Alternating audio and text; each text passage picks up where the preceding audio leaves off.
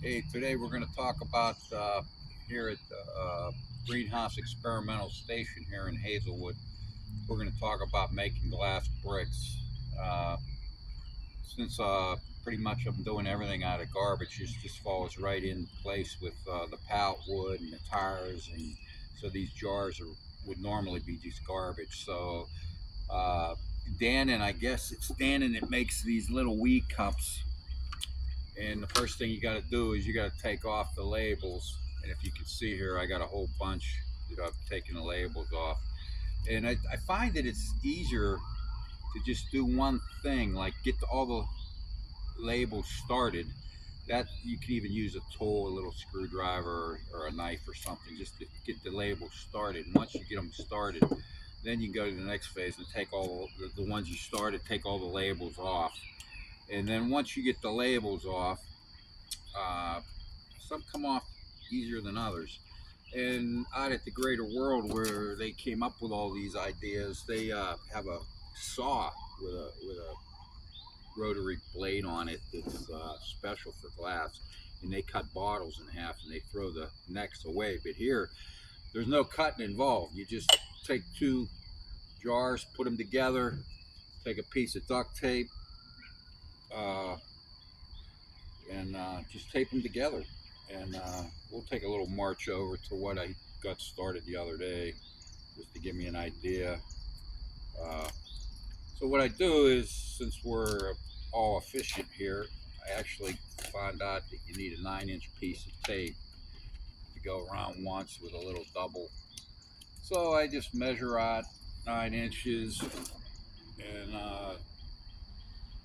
and to make efficiency, what I'll do too is I'll cut a whole bunch of tapes and just lay them on the side, and then like uh, what do you call it when you do stuff machine style, or like on an assembly line style. I'll just get a whole bunch of tape ready, and then I can just go down the line and throw a whole bunch of jars together until I got tired of doing that. And there you find different ways to be more efficient. And then after something becomes a little boring, then you might move on to something else. Start taking more labels off, and then do that for a while, and then put them together for a while, and then just cut the tape for a while. But there it is, right there, a nice brick made out of glass, made out of garbage. So what we'll do is we'll just take a little walk over to our greenhouse over there, or green shed, or whatever you want to call it, little homeless shelter. I don't care, whatever you want to call it. And we'll just take a look at what I've done. And so here's, the assembly plant right here. And after ponding tires for 6 months, this is almost like a day off compared to ponding tires. I mean, that's so let's take a look. Do a little ramp around. We're still in the hauler. It's 10:35 in the morning, and we're going to get shade for another hour in some places down here, all depending on those trees sticking out. And so since this park takes off in the wind, I'm putting a second structural greenhouse out here with some wood, so I can like pull the tarp down over it and keep. So since I'm an adopt a lot, and I'm not going to be able to own the property, I'm going with a tarp for now to just see if I can actually put a final roof on it. And if you look, you can see here, I got the jars from the other day, and I just laid them in there. It's pretty primitive, but it's functional. And I'm not sure how far up I'm going to go. It'll probably take me the rest of my life to do the greenhouse with just jars.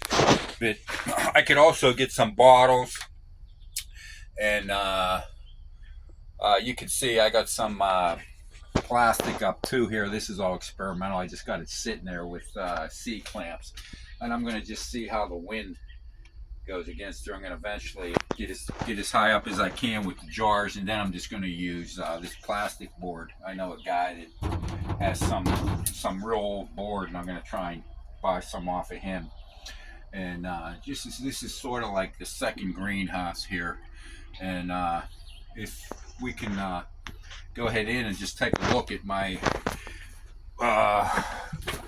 progress here with the Adobe. I didn't even bring a flashlight, but we might be able to pick something up from the light.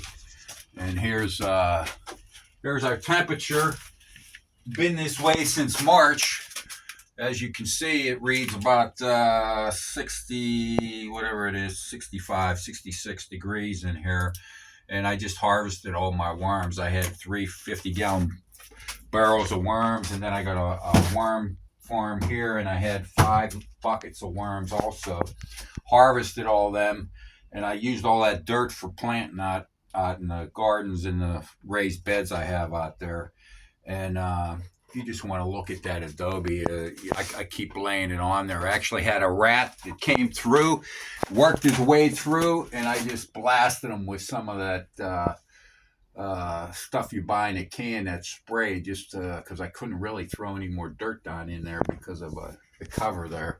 But as you see, as the adobe goes on there, the tires will disappear, and it's really, really peaceful.